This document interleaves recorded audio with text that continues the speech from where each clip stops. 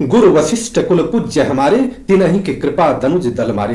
प्रभु श्री रामचंद्र जी जब लंका फतह करके और अयोध्या में लौटे तो माताओं ने जब पूछा कि इतने तुम लोग सुकुमार हो और इस प्रकार से इतना बड़ा कार्य तुमने कैसे किया, तो प्रभु श्री रामचंद्र जी ने गुरु की महिमा को बताते हुए बताया कि इनकी कृपा से हम सभी लोग ये काम कर पाए। और ऐसे श्री रामचंद्र जी के प्राण प्रतिष्ठा होने जा रही है, उनके विग्रह की प्राण प्रतिष्ठा अयोध्या में होने जा रही है। और वहां पर हमें समझना है कि इस भारत ही नहीं पूरे विश्व स्तर पर सबसे पहले सभी उद्योगपतियों को निमंत्रण दे दिया गया।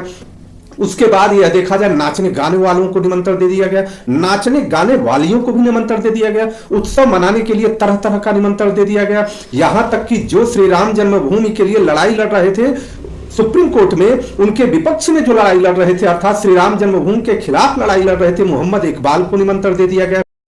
और तो और कार सेवकों पर गोली चलाने वाले जो माननीय मुलायम सिंह यादव जी थे, जिन्होंने कार सेवकों पर गोली चलाया था और कहते हैं कि सरजू जी लाल हो गई थी खून से, ऐसे व्यक्ति को पद्म से पुरस्कार से सम्मानित किया गया और उनके लोगों को निमंत्रण दे दिया गया।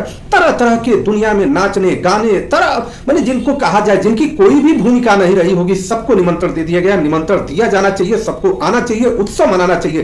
परंतु ये बताइए कि जिस प्रभु श्री रामचंद्र जी ने गुरु की महिमा इतनी बड़ी बताई है और हमारे जो आदि गुरु शंकराचार्यों की पीढ़ी के आने वाले लोग हैं जो आज शंकराचार्य की पीठ है, अभी मुक्तेश्वरानंद सरस्वती जी को निमंत्रण वीडियो बनाने के आज सुबह तक नहीं दिया गया था। कारण क्या है?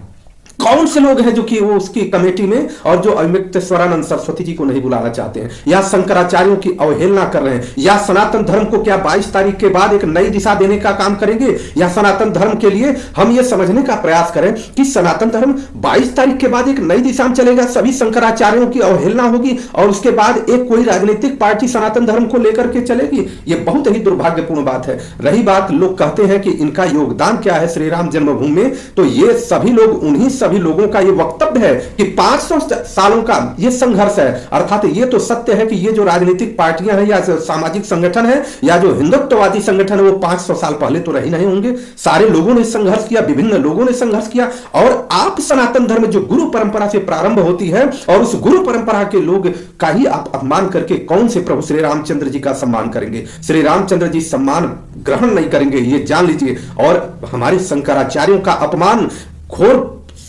अपमान कहा जाए, इसको बर्दाश्त नहीं किया जाएगा। कितना मन दुखित है, कितना मन व्यथित है कि इन शंकराचार्यों का अपमान और ऐसे ऐसे लोगों के द्वारा अपमान जो दुर्भाग्यपूर्ण है, मतलब जिसका चिंतन भी नहीं किया जा सकता कि क्या शंकराचार्य के बिना सनातन धर्म की कल्पना भी किया जा सकता है। और ऐसे लोग साधुओं को संतों को खड़ा कर दिया गया। बाबा रामदेव आगे अलग अपना व्यवहार बना रहे हैं, उनके बारे में हम अलग से वीडियो बनाएंगे कि क्या क्या सच्चाई है बाबा रामदेव की। और लेकिन आज वर्तमान में ये दुर्भाग्य है, सरकार को इस पर चेतना पड़ेगा। अगर ऐसा नहीं हुआ, आप विपक्ष को बुला ले रहे हैं, आप मुस्लिम जो पक्षकार थे उनको बुला ले रहे हैं, आप नाचने वालों को बुला रहे हैं, गाने वालों को बुला रहे हैं, उसके बाद तरह तरह के ऐसे ऐसे लोगों को निमंत्रण दे रहे हैं जिनका कोई भी श्री राम जन्मभूमि से लेना देना नहीं है। ऐसे व्यापारियों को बुला ले रहे हैं कि जिनको आज ही अगर सत्ता बदल जाए या आज ही इस देश में गुलामी आ जाता है तो तुरंत वो उनकी तरफ हो जाएंगे, उनको बुला रहे हैं। और आप जो है हमारे शंकराचार्यों का इतना अपमान करेंगे और इतना अपमान करके आप समझ पा रहे हैं कि हम क्या कर पा रहे हैं? ये दुर्भाग्य होगा इस देश का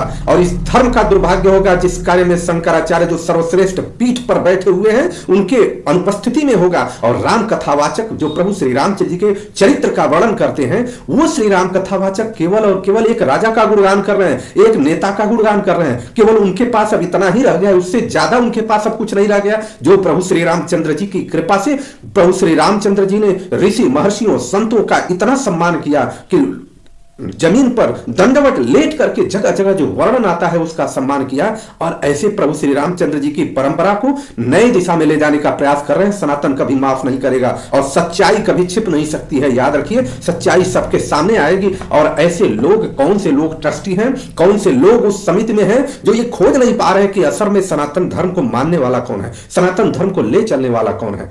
आपको अच्छा लगे तो अच्छी बात है, कुछ लिखिएगा, कुछ लाइक करिएगा। बुरा लगा तो कोई फर्क नहीं पड़ता। हम तो सनातन प्रेमी हैं, हम इस राष्ट्र के प्रेमी हैं। सनातन धर्म को, राष्ट्र धर्म को, सबको मेल को मिला करके लेकर के चलने वाला धर्म है, किसी को तोड़ने वाला धर्म नहीं है। आपस में प्रेम सद्भाव बढ़ाने वाला धर्म है।